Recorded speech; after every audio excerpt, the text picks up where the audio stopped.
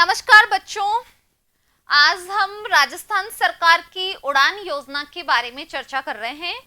उड़ान योजना राजस्थान गवर्नमेंट के द्वारा चालू की गई योजना है जिसका उद्देश्य महिलाओं को और स्कूली छात्राओं को निशुल्क सैनिटरी पैड का वितरण करना। ये राजस्थान सरकार की 200 करोड़ की परियोजना है। 200 करोड़ का बजट रखा गया था 2022-23 के अंदर, बजट के अंदर इसका।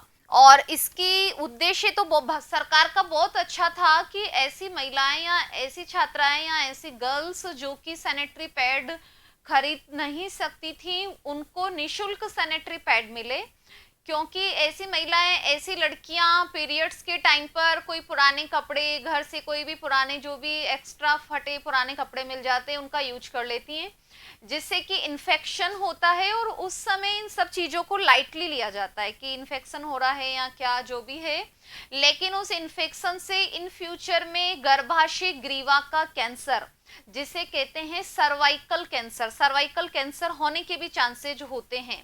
तो गवर्नमेंट का उद्देश्य तो बहुत अच्छा था और बहुत बहुत धन्यवाद कि आपने महिलाओं के बारे में इतना सोचा और इसके लिए 200 करोड़ का बजट भी रखा गया।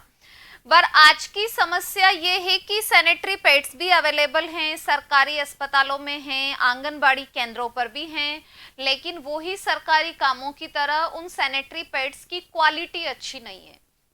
तो सरकार से अनुरोध है कि आपने हमारे बारे में इतना सोचा, इसके लिए तो आपका बहुत बहुत धन्यवाद, लेकिन उनकी क्वालिटी को भी इंक्रीज कराएं ताकि गर्ल्स उसका यूज भी कर सकें और इन्फेक्शन भी नहीं हो।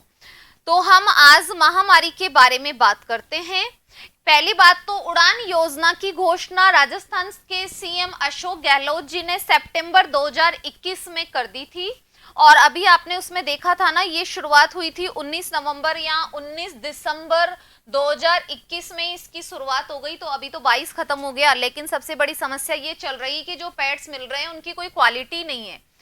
इसके लिए हेल्पलाइन नंबर है। ऐसी कोई भी महिलाएं जो राजस्थान की मूल निवासी हैं, जो सैनिटरी पैड खरीदने में कैपेबल नहीं है, तो वो इस हेल्पलाइन नंबर पर बात करके भी पैड ले सकती है 181।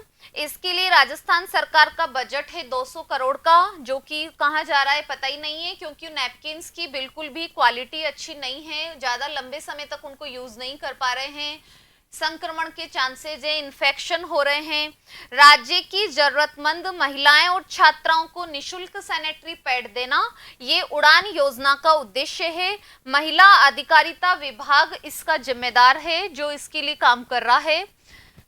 अब देखो, मासिक धर्म स्वच्छता दिवस मनाया जाता है 28 मई को। 28 मई को मेंस्ट्रुअल डे मनाया जाता है। तो मेंस्ट्रुअल साइकिल के दौरान गर्ल्स को किन किन चीजों का ध्यान रखना चाहिए? सबसे फर्स्ट तो सैनिटरी नैपकिन को हर 4 से 6 घंटे में चेंज करें। पहली बात तो कोई भी घर के पुराने सड़े गले कपड़ों का यूज नहीं करें, क्योंकि ये पूरी लाइफ का ही सवाल होता है। सर्वाइकल कैंसर, गर्भाशय ग्रीवा का कैंसर हो जाता है। इससे सबसे बड़ी बात तो ये, छोटे मोटे इन्फेक्शन से तो फिर भी सलट लें। तो सैनिटरी नैपकिन को 4 से 6 घंटे में चेंज करना चाहिए, क्योंकि उसमें बैक्टीरिया, जर्म्स जन्म ले लेते हैं। अपने अंडरगारमेंट्स को अच्छे से धोना है और सूखे हुए अंडरगारमेंट्स ही पहनने हैं। उपयोग किए गए सैनिटरी नैपकिन्स का भी डिस्पोजल उचित तरीके से हो, ताकि आपको तो संक्रमण नहीं हुआ लेकिन किसी और में भी उसका संक्रमण नहीं होना। तो पहली बात तो इन सब बातों का ध्यान रखना है। और मासिक धर्म स्वच्छता दिवस 28 मई को मनाया जाता है। ये है मेंस्ट्रुअल साइकिल हाइजीन डे। तो हमारा उद्देश्य, सरकार का उद्देश्य था महिलाओं के कॉन्फिडेंस को बढ़ाना, वुमन एम्पावरमेंट उद्देश्य था। लेकिन अब सरकार से अपील ये है कि आपने इतनी अच्छी योजना महिलाओं के लिए चालू की, उसके लिए आपका बहुत बहुत शुक्रगुजार, लेकिन कृपया करके सैनिटरी पैड्स की क्वालिटी पर भी आप ध्यान दें। महिलाओं को celebrating menstrual day with pride not shame, तो इसके बारे में खुल के बात करनी है, शर्म नहीं रखना है, चुप्पी तोड़ो, खुल के बोलो। Thank you.